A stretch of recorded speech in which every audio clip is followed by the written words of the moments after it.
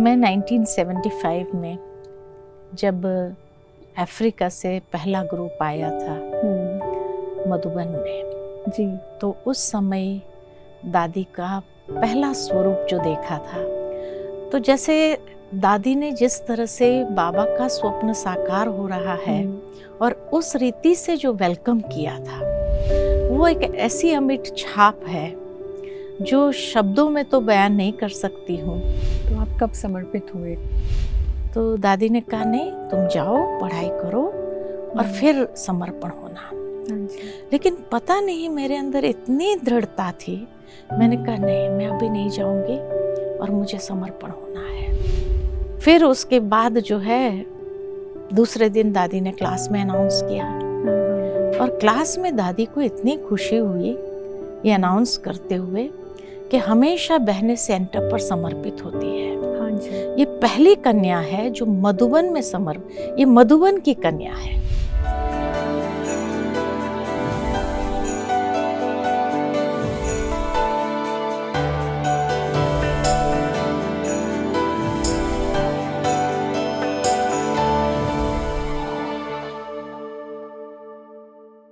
चलो बुलावा आया है, माता ने बुलाया है, ऊंचे पर्वत पे रानी माँ ने दरबार लगाया है। इस गीत के बोल जब भी मैं सुनती हूँ तो दादी प्रकाशमणि जी का वो दिव्य स्वरूप आंखों के सामने आ जाता है। ऐसा लगता है मानो कवि ने अरावली की उन ऊंची पर्वत श्रृंखलाओं में रहने वाली दादी माँ की ही बात की है, जो सबको बेहद प्यार से परमात्मा के घर बुलाती है, सबकी झोली भर देती है, सबकी तकलीफ़ हर लेती है और ईश्वर से मिलने का रास्ता सहज बना देती है। ओम शांति।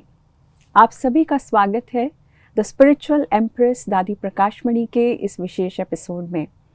आज हमारे साथ हैं ब्रह्मा कुमारीज़ की वरिष्ठ शिक्षिका, जिनका जीवन दादी जी के सानिध्य में बीता और जिन्होंने दादी जी की शिक्षाओं को बहुत गहराई से आत्मसात किया है। आइए हम सभी मिलकर स्वागत करते हैं राजयोगिनी ब्रह्मा कुमारी उषा दीदी जी का। दीदी, आपका बहुत बहुत स्वागत है आज के हमारे शो में। दादी जी का जो स्मृति दिवस है पास आ रहा है, तो बहुत सारी दादी जी की बातें याद आती हैं।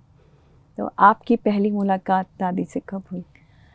मैं 1975 में जब अफ्रीका से पहला ग्रुप आया था मधुबन में जी, तो उस समय दादी का पहला स्वरूप जो देखा था जी, क्योंकि उस समय दादी बहुत यंग भी थी, 45-50 साल की एज में थे जी, और जैसे कि बाबा का स्वप्न साकार हो रहा है, क्योंकि बाबा ने जो वाणियों में कहा था कि एक समय आएगा विदेश के भाई बहनें आएंगे, तो 5 भाई बहनें लंदन से, 5 भाई बहनें अफ्रीका से जी, उस पहले ग्रुप में आए थे। तो उस समय सबसे छोटी मैं ही थी कन्या के रूप में, 12-13 साल की थी। तो जैसे दादी ने जिस तरह से बाबा का स्वप्न साकार हो रहा है और उस रीति से जो वेलकम किया था, वो एक ऐसी अमिट छाप है जो शब्दों में तो बयान नहीं कर सकती हूँ।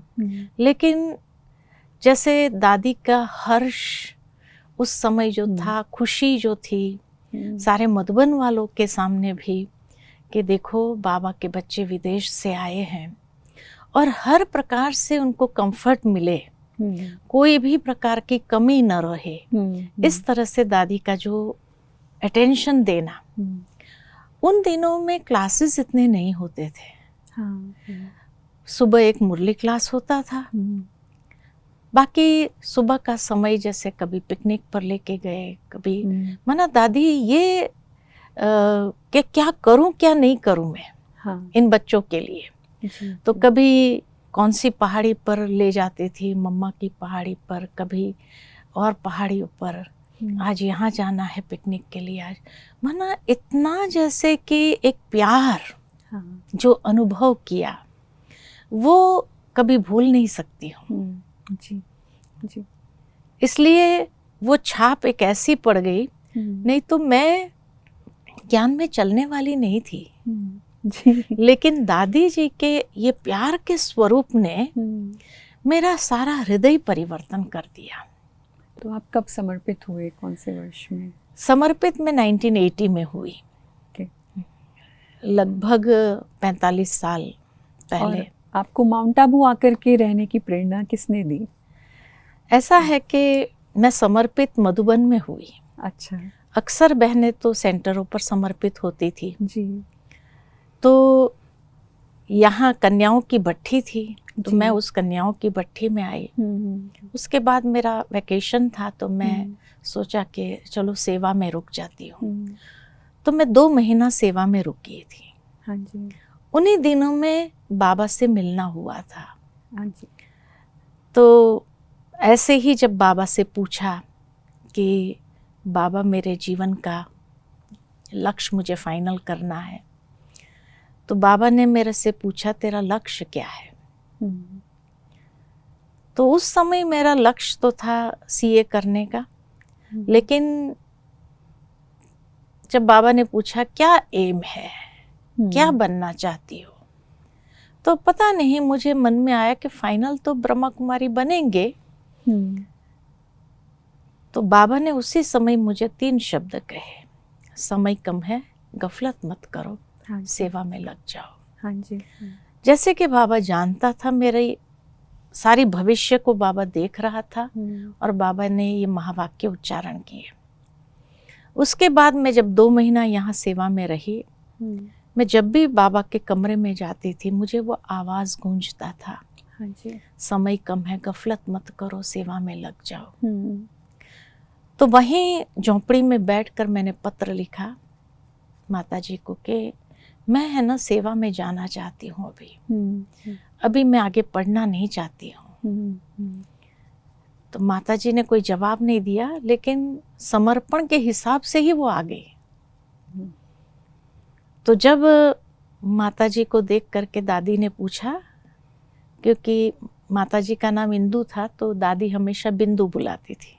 जी। बिंदु है। तो कहा तुम कैसे आई? तो कहा इसने पत्र लिखा कि उसको सेवा में जाना है, यहाँ से ही सेवा में लगना है। तो इसीलिए जो है मैं आ गई उसको समर्पण करने के लिए। तो दादी ने मेरे को बुलाया कि तेरे को किसने कहा समर्पण होने के लिए? अभी तुम बहुत छोटी है, तुम जाओ। हाँ। मैंने कहा नहीं, मैं 20 साल की तो हो गई ना। तो कहा नहीं, तुमको किसने कहा? मैंने कहा किसी ने नहीं, मैंने ये नहीं बताया कि बाबा से मेरी मुलाकात में ये बाबा ने मुझे कहा था। तो दादी ने कहा नहीं, तुम जाओ, पढ़ाई करो और फिर समर्पण होना। लेकिन पता नहीं मेरे अंदर इतनी दृढ़ता थी, मैंने कहा नहीं, मैं अभी नहीं जाऊंगी और मुझे समर्पण होना है। जी। गुलजार दादी ने समझाया, बड़ी दीदी ने बुलाकर पूछा, मनमोहिनी दीदी थी उस समय, उन्होंने बुलाकर पूछा तेरे को किसी ने फोर्स किया है क्या, या तेरे को जैसे टेम्पटेशन दिया हो? मैंने कहा ना ऐसी कोई बात नहीं है, मेरा अपना फैसला है। कहा तो अपने दिल से कह रही है? मैंने कहा मेरे अपने दिल का आवाज़ है ये कि मुझे अभी बाबा की सेवा में लगना है। जी।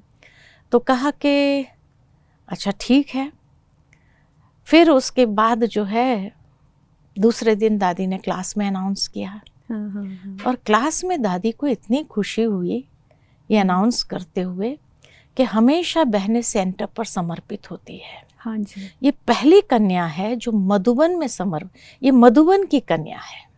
अच्छा, तो ये मधुबन आपसे शायद शुरुआत हुई? हाँ, मेरे से शुरुआत हुई थी। हाँ जी। तो कहा ये मधुबन की कन्या है, मधुबन का इस पर हक है, दादियों का इस पर हक है, और जहाँ दादियाँ चाहेगी वहाँ उसको भेजेंगे। मेरे से पूछा जाएगी? हाँ। मैंने कहा जरूर जाएंगी। तो दादी ने कहा अच्छा तुम स्टेज पर आओ, और मेडिटेशन हॉल में उस समय क्लास चलते थे। जी। तो कहा तुम स्टेज पर आओ, और क्यों तुझे ये संकल्प आया, हाँ, ये शेयर करो क्लास के साथ। मैं उसके पहले कभी स्टेज पर गई नहीं थी। जी। जब स्टेज पर बुलाया तो थोड़ा डर भी लग रहा था, सारे मधुबन वाले बैठे हैं, हाँ बड़े जी। बड़े सभी महारथी भाई बहने बैठे हैं। हम्म, तो फिर जो है मेरे से बोला नहीं गया। मैंने कहा ड्रामा प्लान अनुसार 5000 साल पहले जैसे हुई थी वैसे हो गई। जी तो दादी देखकर मुट्ठी ज्ञान सुनाती है तू। जी। तो माना भावार्थ ये कि दादी को बहुत खुशी हुई थी। और फिर दादी का संकल्प तो ये, दीदी का संकल्प ये था मुझे लंदन भेजना। अच्छा। क्योंकि दीदी की दोस्ती थी जानकी दादी के साथ, हाँ दोनों जी। सहेलियां थी, हाँ सखियां थी। हाँ जी। तो कहा कि लंदन में इतने हैंड्स नहीं हैं और ये इंग्लिश जानने वाली विदेश की है, तो इसको वहाँ ही भेजना है। हाँ हाँ हाँ। तो दीदी का संकल्प था मुझे लंदन भेजने का। हाँ। कहा तेरे पास पासपोर्ट तो है और तुम जा सकती है सहजता से, तो इसीलिए तेरे को वहाँ भेजेंगे। लेकिन दादी दीदी का एक ही थॉट समझो, उस समय कहा जाता दो शरीर लेकिन एक ही जान है। तो दादी दीदी दोनों ने उसी बात में जैसे सहमत थे। लेकिन उस समय योगिनी बहन आई थी पार्ला के सेंटर के ओपनिंग का इनविटेशन देने दादी को। तो उन्होंने जब मुझे देखा तो कहा अभी सेंटर एयरपोर्ट के पास खुल रहा है, फॉरेनर्स के लिए ही खुल रहा है, हमारे पास कोई इंग्लिश हैंड नहीं है, तो ये इंग्लिश हैंड मुझे चाहिए। तो उन्होंने दादी से कहा, क्योंकि दादी बॉम्बे में रहती थी तो योगिनी बहन को जानती भी थी, तो इसीलिए जो है उन्होंने दादी से कहा मुझे ये हैंड चाहिए।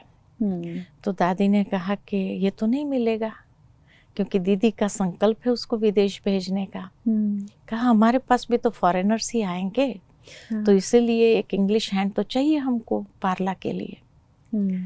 तो दादी ने मना कर दिया। फिर जो है योगिनी बहन जा करके अभी दीदी को मनाना है। जी जी। तो दीदी को कैसे मनाए, तो शीलेंद्रा दादी, अच्छा, जो बॉम्बे में थे, बड़ी दीदी की छोटी बहन। अच्छा अच्छा।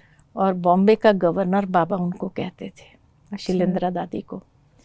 तो योगिनी बहन ने जा करके उनको कहा कि देखो, क्योंकि शीलेंद्रा दादी वो सारे वेस्टर्न साइड के सेंटर्स का देख रेख वही करती थी। ब्रिजेंद्रा दादी टोटल महाराष्ट्र, परंतु जो बॉम्बे के सेंटर्स में मुख्य तो वो देख रेख करते थे। अच्छा। तो उनको कहा कि दादी हमको यहाँ के लिए इंग्लिश हैंड चाहिए। हाँ जी। दीदी उनको भेजना चाहती है लंदन, आप दीदी को मनाओ। तो शीलेंद्रा दादी आए मधुबन, दीदी से कहा दीदी इसको कुछ समय के लिए भेजो, अच्छा। देखते हैं, उसके बाद भले आप भेज देना लंदन।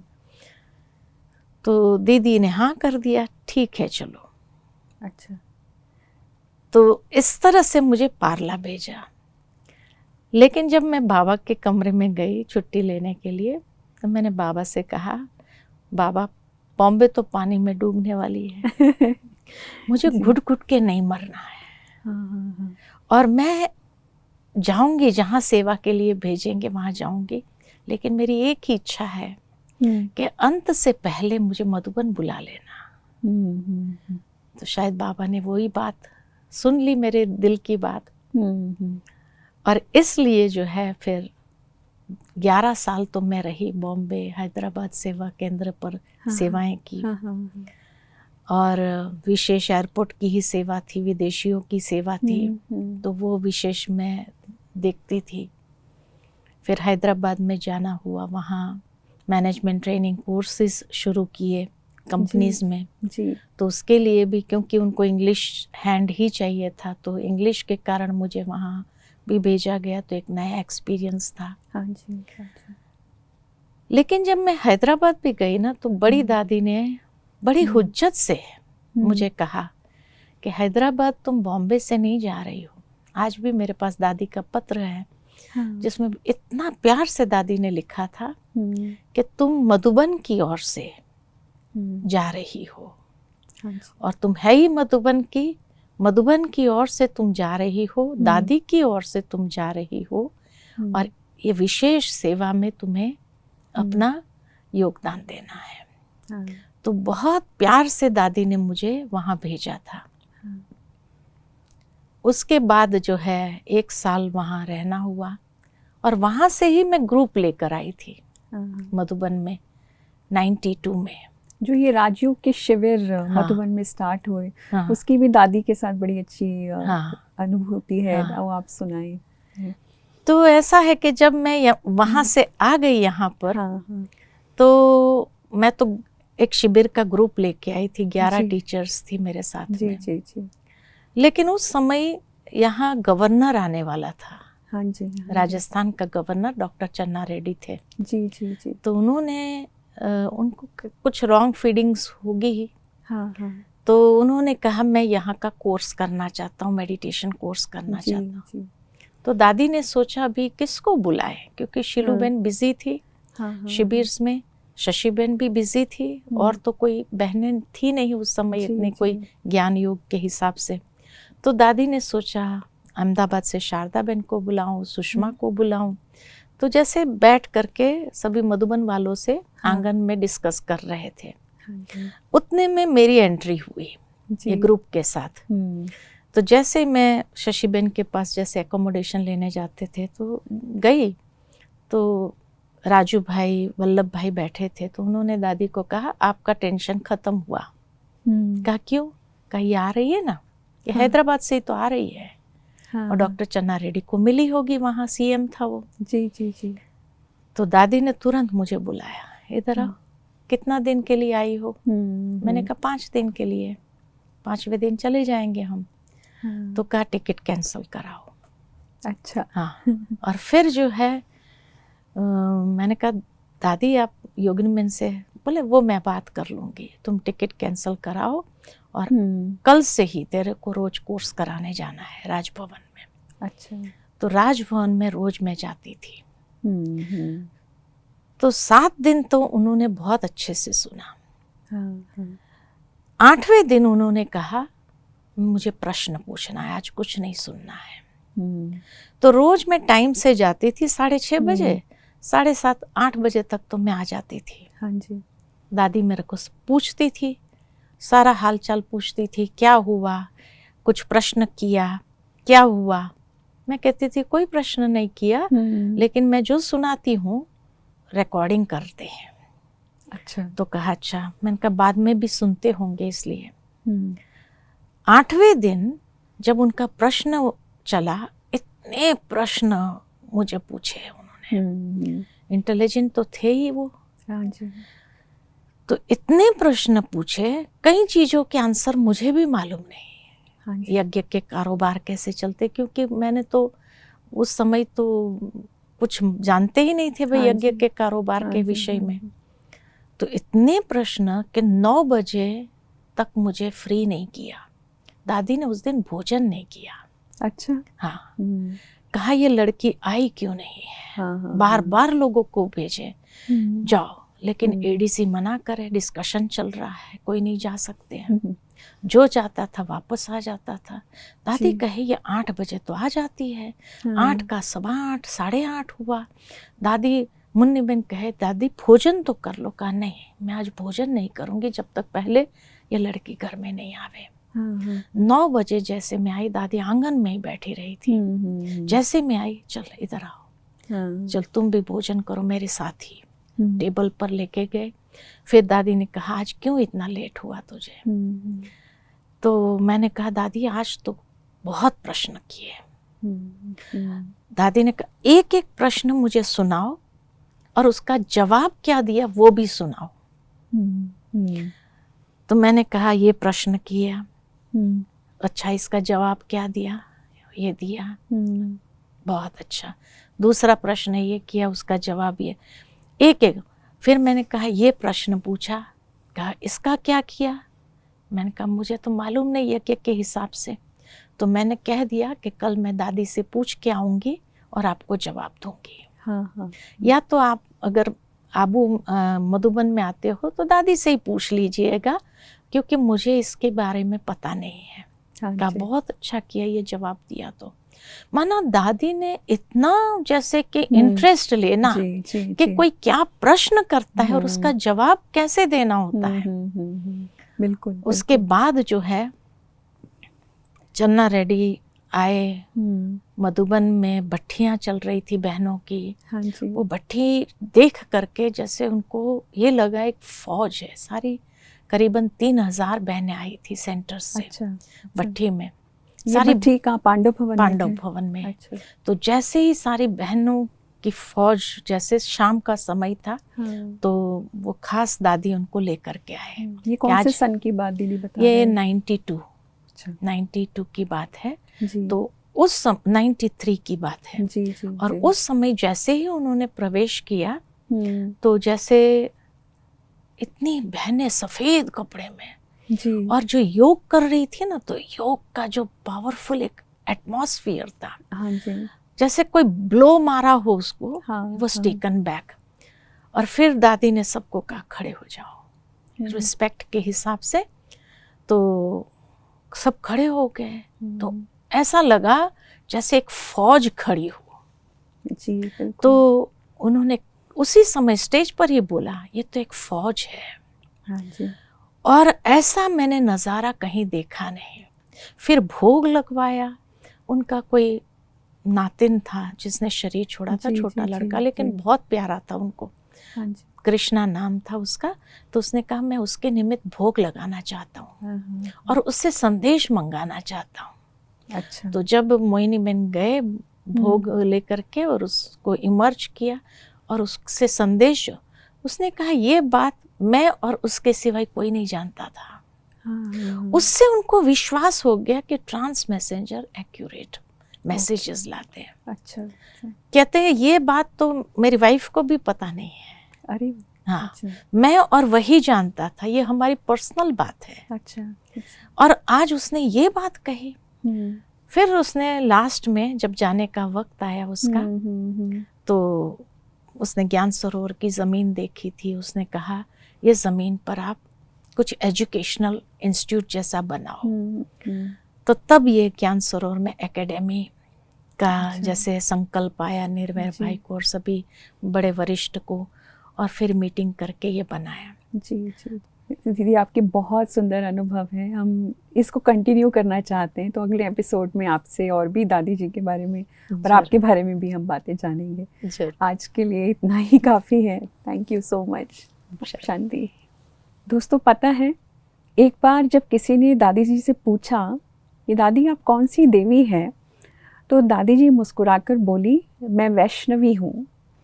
तो दादी सचमुच साक्षात वैष्णो माता के रूप में संगठन में थी, तो जो हर किसी की पालना करती थी। दिन हो या रात हो, दादी का यही संकल्प रहता था कि देखूं कहीं कोई कमी तो नहीं है, किसी को कुछ चाहिए तो नहीं। उनके भीतर एक माँ का ममत्व भी था और एक कुशल एडमिनिस्ट्रेटर की हर कला भी। शासन, प्रशासन, स्नेह, अनुशासन, सब कुछ दादी जी के व्यक्तित्व में सहज समाहित था। उषा दीदी जी के अनुभवों से आज हमने दादी जी की इसी दिव्य स्वरूप को थोड़ा और करीब से जाना है। तो जुड़े रहिए हमारे साथ द स्पिरिचुअल एम्प्रेस दादी प्रकाशमणि के अगले एपिसोड में, जहां हम दादी जी के जीवन गाथा की और सुंदर रंगों को जानेंगे। नमस्कार, ओम शांति।